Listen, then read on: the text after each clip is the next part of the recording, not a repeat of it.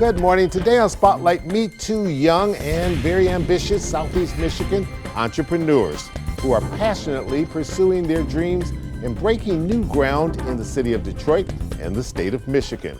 My guests, Dr. Paul Thomas of Plum Health and Amina Marhaba of Little Liberia. Independently, they are using their medical and culinary skills to chart a new path. It's Sunday, December the 29th. I'm Chuck Stokes, and this is Spotlight.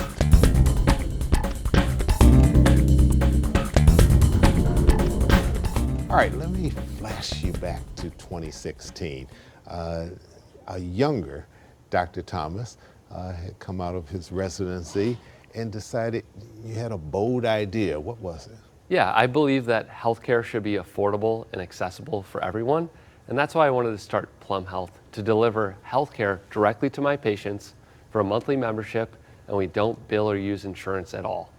Where'd you get that idea from? When you were sitting in class as a medical student at Wayne State University and then doing your residency after that, is that where it came from, or was this later on or something? Not at all, because they don't teach you about business in med school or residency. So I worked with some mentors who had started a direct primary care practice in Kansas and one in Denver. I drove out to their practices and I took the best of what they were doing and I brought it back to Detroit, and that's how I started Plum Health. Did your parents think you were crazy?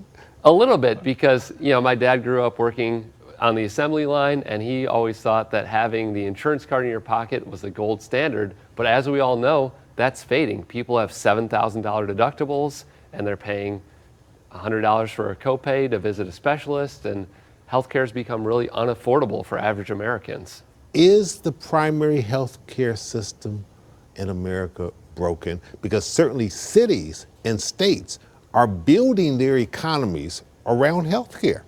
Yes, primary care is broken in America. If you pull out your phone and call your doctor's office and you need to be seen today, are you getting in today? Probably not. They're going to send you to an urgent care where you'll have a $300 bill to see somebody for 10 minutes. Or you'll have to go to the ER and have a $2,000 bill to see an ER doctor for 10 or 20 minutes.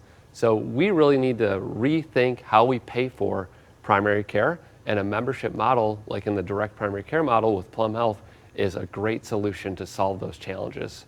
You're headquartered in Corktown? Yes, in Detroit, the oldest neighborhood in the city of Detroit? Yeah, Michigan and Trumbull, right by the old Tiger Stadium ballpark. So tell me exactly how it works. If I get sick, I go to Plum Health. Yeah. Insurance is not an issue here. That's correct. So you pay a monthly membership, and with that membership, you can call me, text me, email me anytime, and I guarantee a same day or next day appointment when you come see us at Plum Health. And with your membership, we save you 50 to 90% on your meds, labs, or imaging services. Let's say you have bronchitis and you need azithromycin or a Z-Pak. If you went to see your primary care doctor for a same day appointment, they'd send you to the urgent care. All right, that's $300. Then you got to go to the pharmacy, $20 for the medication. With us, you come see us that day.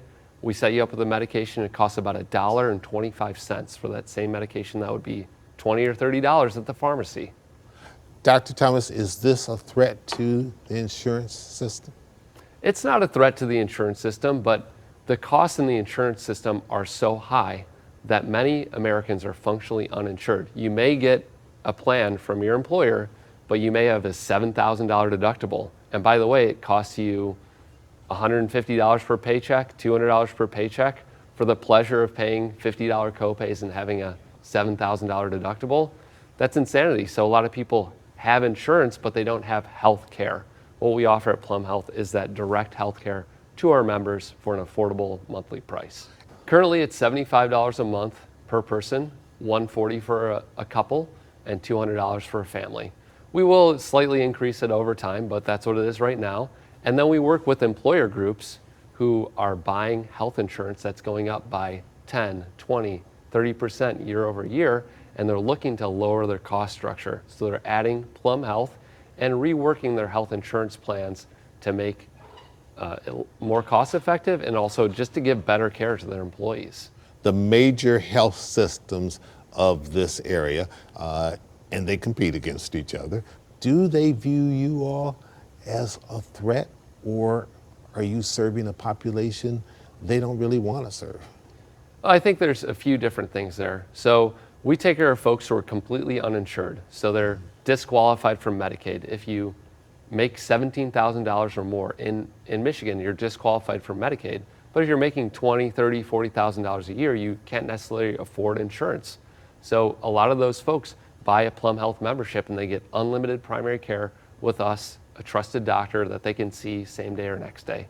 And then we have folks who are uninsured. So they have a health insurance plan but a $7,000 deductible, and they come and see us because for a known cost they have comprehensive primary care for themselves and their family members. And so I don't really know what goes in those boardrooms at those big hospitals, but we're on the street, we're on Michigan Avenue, we're in Royal Oak on Woodward Avenue, and we're serving patients in the community that need excellent health care on demand. All right, we need to take a quick little break. We'll hurry right back with more questions to Dr. Thomas. Stay with us.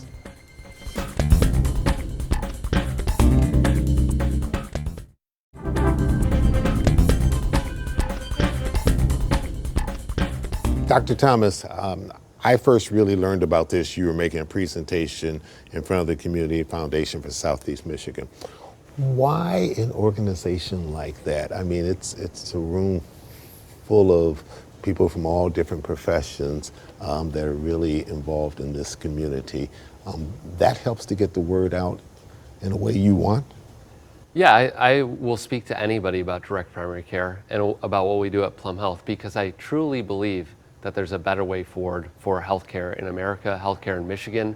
People are spending way too much money on healthcare costs, health insurance costs, and this is a way to get better healthcare at a lower cost. Do you know that GM, they spend more on health insurance costs than they do on steel? There's an inflation of cost in the marketplace. So you have to use your insurance typically to buy healthcare services, which is backwards. Everybody has car insurance, but they don't call Geico to put gas in their car or rotate their tires or change the wiper blades. That's like primary care for your car. But in healthcare, we use our health insurance to buy flu shots and get amoxicillin and get a typical preventive wellness visit. We shouldn't be doing that. We should be buying healthcare directly in the marketplace from doctors and clinics, right? And we should be using our health insurance for heart attacks, strokes, hospitalizations, those big things that we use typical insurance for. And that's why I wanted to clarify, if you have a major health issue, that's something that's not going to be treated at Plum Health. You're going to refer them into the normal big system.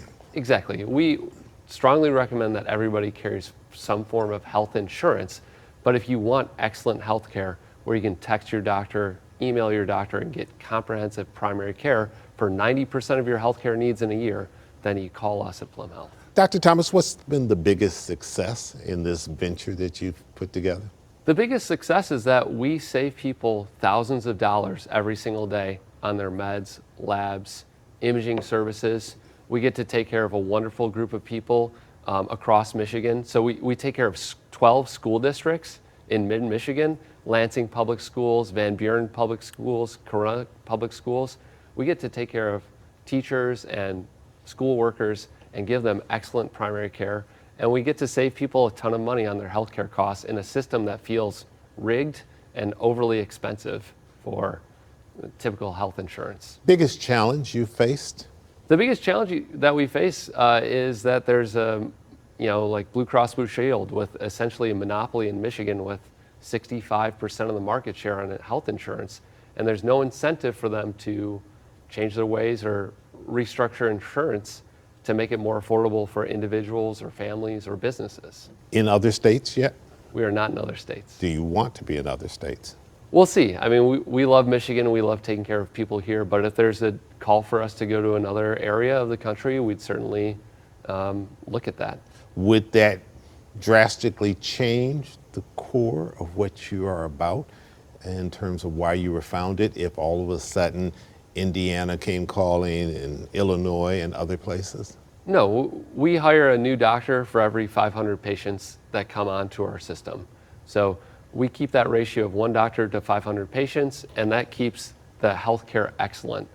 In the typical insurance-based system, 1 doctor has to see 2,500 patients. So So that's why you only get 10 or 15 minutes with your doctor. With the direct primary care model, we keep it perfect. We keep it very smooth because you have a doctor that you can trust that only has 500 patients, and you can get a same-day appointment or a next-day appointment, and you get to spend 30 minutes or an hour with your doctor. And that's our model. That's how we grow. If you're talking to young medical students trying to figure out their future and they invite you in to talk, what are you going to say to them? Well, I get invited to Wayne State every year. I get invited to residency programs every year to talk about this compelling model. Medical students want to deliver excellent care to their patients, and they know that it's really hard to do in the insurance-based model because they only have 10 or 15 minutes with each patient, and they're looking for direct primary care options when they graduate so that they can give excellent care and service to their patients, their family members, their church members, their community members in a way that feels good to them. When you bill or use insurance, like insurance-based doctors do, their primary customer is the insurance company. Everything they do is oriented around billing and coding to the insurer to get reimbursement. And you don't have that headache. Exactly. When we get paid directly by our patients or by the patient's company, we have one payment come in and we just get to focus on our patient and deliver excellent care and service without any middlemen or barriers or bureaucracy to stop us from giving great care. All right, Dr. Thomas, thank you so much for coming in. Thank you. And best of luck with Plum Health, and Happy New Year to you. Thank you so much. All right, and coming up, we'll sit down with a chef about her company called Little Liberia. We'll be right back. Stay with us.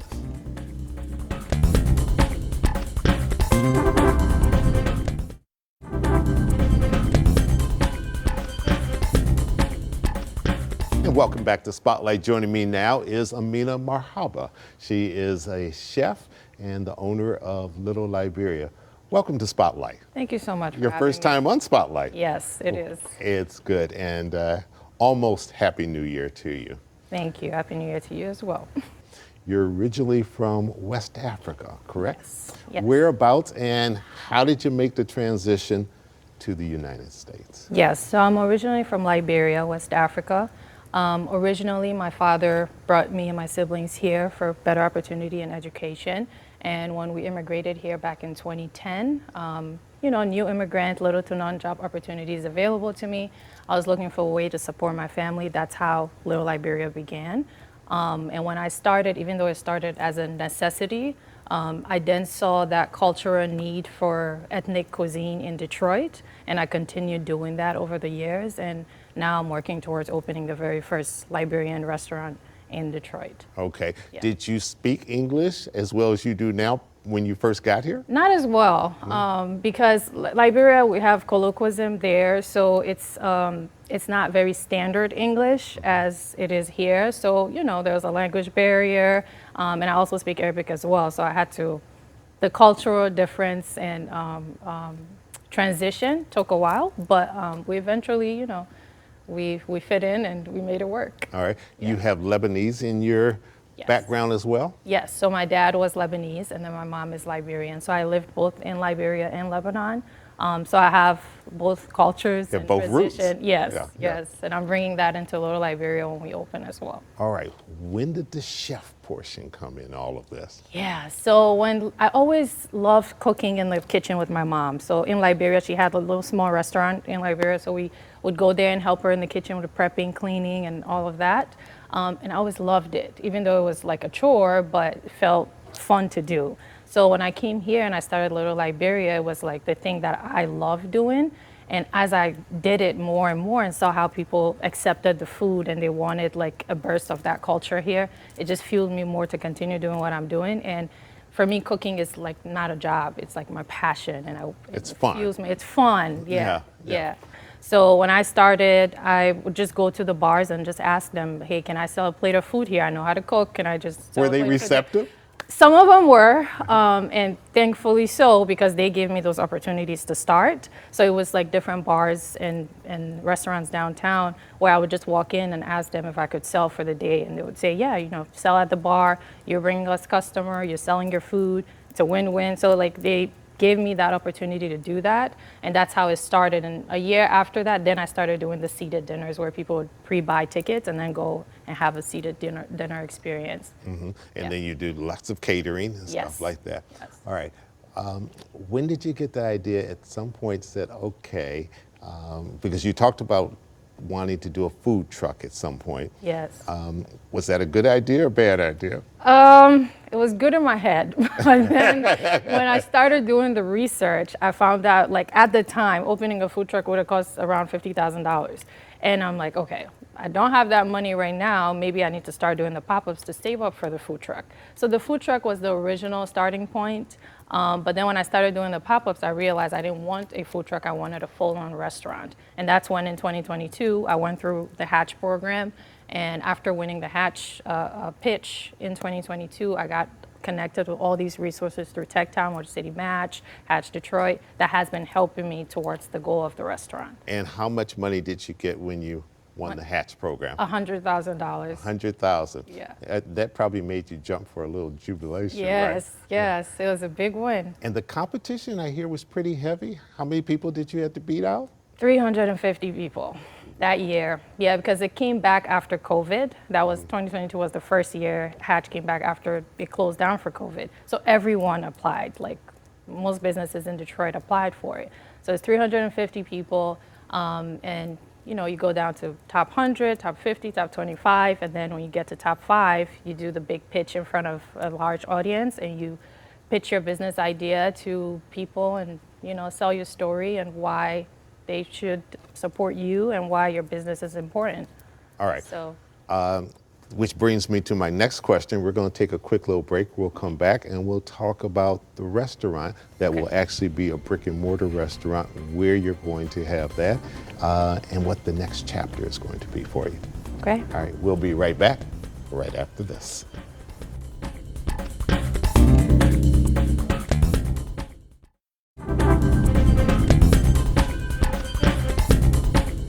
Are there any Liberian restaurants in the city of Detroit? None. Not a single one. Not a single one in the entire Michigan. Entire Not even Michigan, just the entire Detroit. state. Yes, But you're about to change that. I'm about to change that. All right, how?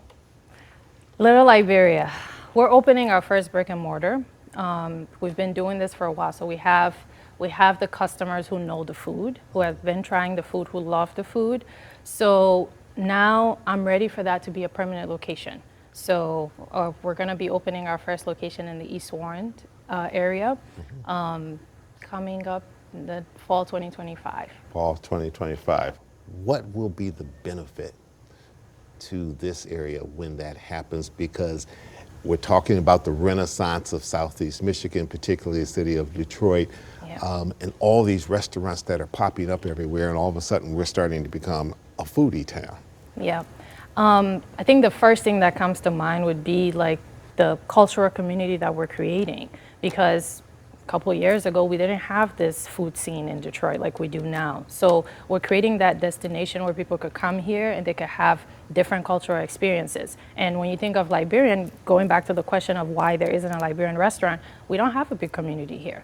And it's up to us, the little of us that are here, to make that difference. And that's why I feel it's so important that I bring a little bit of Liberia to Detroit through Little Liberia, so people could try the food, experience the culture, and just get a feel of a different community that maybe they might not have experienced somewhere else. In order to be successful, you're going to have to appeal to a broad sector of the society to say, come in and try us. Yes, yes. Food is the biggest barrier, and I feel like it's the biggest bridge that you can create between different cultures. Even you can be from 2 different sides of the country, you could all come down and eat the same plate of food. So using the food to be the bridge to create that cultural experience between what we know here in the US and what we know from back home, it's so amazing to me because it's the easiest way to bring people together. And the fact that Detroit has accepted Little Liberia so well over the years, I mean, the competition is the proof of that. People had to vote for us to win. You know, it's not just, you know, as good as you are to go up there and just sell your food. People had to believe in what you were doing, believe in your vision, believe in who you are, and love the food in order You to got to be a get pretty you there. darn good cook, too. The food is good. Let me ask you a bigger question in a sense. Do you think we're finally reaching the time in America, not just in Michigan, in which chefs and food from Africa is finally getting the recognition, in the Mideast, the recognition that it deserves and the history that goes all the way back, but maybe hasn't been marketed to the point in the way that we've done in terms of European cuisine. You've got Baba Fair, which is on Woodward, right at the Boulevard. Yep. Who's originally, I think the owner is originally from Burundi. Yep. He's had great success. You have Ethiopian restaurants here that have done well. Is the world finally, Michigan, America finally catching up to what the rest of the world has known? Yes, and I think they're ready for it. And what we're doing now and the exposure that African cuisine and African culture has now in the US shows us that they're ready for this because people are accepting it, they're ready to experience it, and we are ready to share it, you know? So I think there's no better time. This is the right time. This is why it's happening the way that it's happening. And for me, I'm just so happy that I'm able to do that. I'm able to bring this here. 2 quick final questions. Yeah. What's your ultimate dream? Oh, ultimate dream. Little Liberia, become global. The culture is just shared on such a high level that people want to continue to create bridges between diverse community. And with New Year's Day coming up in just a couple of days, what will Chef Marhaba be fixing for New Year's Day? Oh, we're gonna have the full Liberian spread from cassava leaf to palm butter to our rice bread. We eat a lot in Liberia, a lot of different food.